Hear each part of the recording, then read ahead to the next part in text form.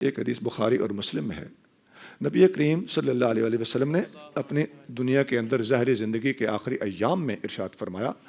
مرو ابا بکر فلیصلی بالناس، ابو بکر کو میرا پیغام پہنچاؤ، اسے حکم دو، مرو اس کا مطلب ہوتا ہے اسے مامور کرو ہماری طرف سے، کیا؟ فلیصلی بالناس، میری امت کی امامت کرائے، لوگوں کو نماز پڑھائیں، صحابہ کرام کے آگے کھڑے ہوں، مصلی پہ یہ ہوں، سارے صحابہ پیچھے ہوں، امامت کرنے والا ابو بکر صدیق ہونا چاہیے۔ تو وہ جو ان لوگوں کو سمجھ نہیں آتی نا کہ حضور علیہ الصلوۃ والسلام وہ تو دین مکمل ہو گیا تھا تو حضور اپنے بعد کس کو ڈیٹیل کر کے گئے، تو یہ لو ڈیٹیلنگ موجود ہے، ماموریت کا لفظ موجود ہے۔ ابھی میں شارٹ کر رہا ہوں، بہت باتیں اور ہیں۔ حضور علیہ الصلوۃ والسلام نے اما عائشہ صدیقہ کو فرمایا کہ اپنے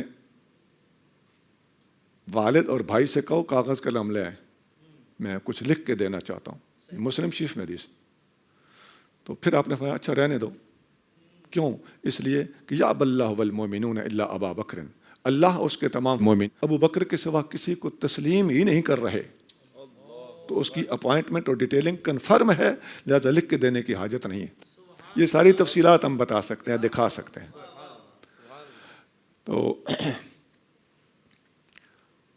ایسے ہی حضور صلی اللہ علیہ وسلم نے آخری ایام میں یہ خطبہ بھی ارشاد فرمایا، بخاری اور مسلم اور بے شمار کتابوں میں یہ آپ کا خطاب مبارک موجود ہے کہ آپ مسجد نبوی شریف میں اپنے سر مبارک پہ پٹی باندھی ہوئی ہے، آپ جلوہ افروز ہوئے اور آپ ممبر پر تشریف فرما ہو گئے، اور آپ نے فرمایا کہ اللہ نے ایک بندے کو اختیار دیا ہے کہ دنیا میں رہنا چاہتے ہو یا میرے پاس آنا چاہتے ہو۔ تو اس بندے نے اللہ سے عرض کیا کہ اللہ میں تیرے پاس آنا چاہتا ہوں۔ تو یہ بات سن کر ابو بکر صدیق رضی اللہ تعالیٰ عنہ رونے لگے، اور ایک حدیث کے الفاظ ہیں کہ آپ نے عرض کیا ہمارے ماں باپ آپ پر فدا ہو جائیں۔ تو حضور صلی اللہ علیہ وسلم نے ابو بکر صدیق کو جب روتے ہوئے دیکھا تو آپ نے فرمایا لا تبکے یا ابا بکر، ابو بکر نہ رو، میرے اوپر جان قربان کرنی ہو تب بھی ابو بکر سب سے آگے ہے، اور مال قربان کرنا ہو تب بھی ابو بکر سب سے آگے ہے۔ پھر فرمایا اگر میں کسی کو تنہائی کا یار بناتا تو ابو بکر صدیق کو بناتا، لیکن میں اللہ کا خلیل ہوں، ابو بکر کو میں اللہ کے برابر نہیں رکھ سکتا، لیکن اللہ سے نیچے نیچے ابو بکر جیسا مجھے کوئی نہیں۔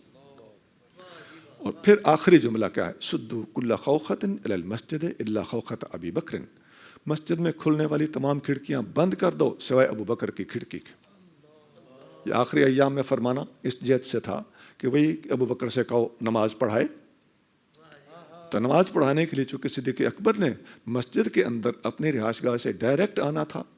تو باقی سب کو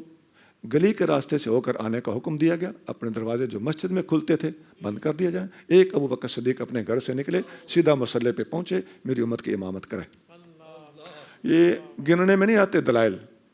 جن سے سمجھ آتی ہے کہ صدیق اکبر کے فضائل بھی بہت زیادہ ہیں، اسلام بھی کنفرم ہے، اسلام میں اولیت بھی ثابت ہے، اور خصائص بھی بہت زیادہ ہے۔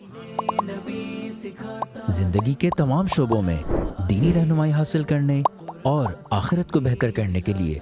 ہمارے YouTube channel Islamic digital studio کو سبسکرائب کر لیں اور بیل آئیکن بھی پریس کر لیں۔ قرآن سے بھی ملاتا ہے۔